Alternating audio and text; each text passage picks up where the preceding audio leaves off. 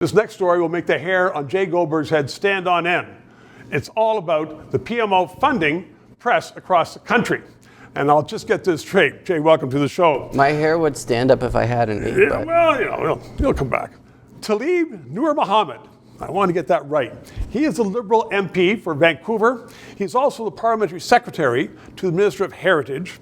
He didn't like an article in the National Post and wrote to the editor saying, I want to get this correct, your paper wouldn't be in business were it not for government subsidies, end of quote. And he is the assistant to the minister who makes those decisions about who gets what. Sounds to me like an implicit threat.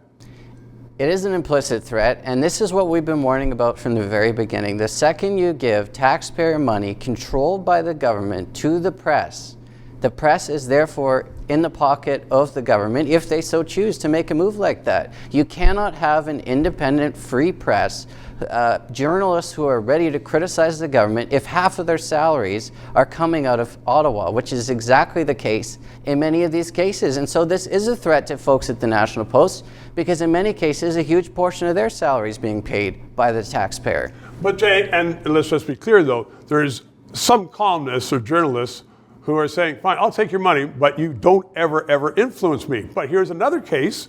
A Liberal senator edited a story in the Hill Times, which, as you and I know and Ottawa people know, is supposed to be vigilant over government.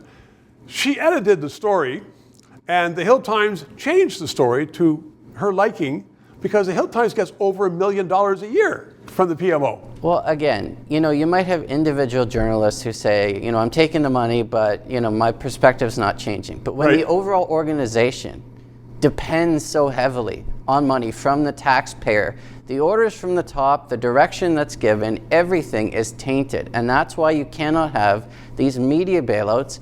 And then you see examples of this where you have a parliamentary secretary essentially threatening the National Post implicitly. You have the senator who's getting involved when they're getting $1 million, the paper. I mean, this just makes it look so bad, but this is exactly what everyone warned about. You get the media in with the press and you don't have a free press anymore. You're absolutely right. And the interesting thing about the not free press is that a Liberal party or government organ like the Toronto Star won't tell us how much money they are getting.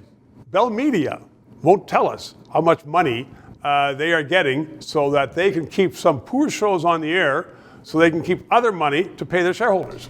Well, we should know as taxpayers, every single dollar that is going to these, I don't think any dollar should be going to these organizations, but if they are, we should know every single dollar, who it's going to, what program, because many of these places are claiming it's to fund local journalism, but we have no idea what these big companies are doing with this money. We should know where every single dollar is going, period. Oh, Jay, the Prime Minister said it's going to be the most transparent government ever.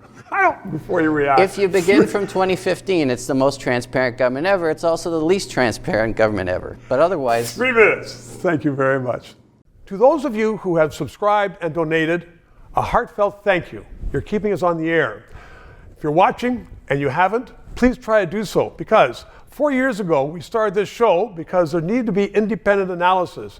Now more than ever, with the Online Harms Act. Once that gets into law, it's been passed once by the House, there are going to be hundreds of bureaucrats censoring the news in Canada, censoring this show.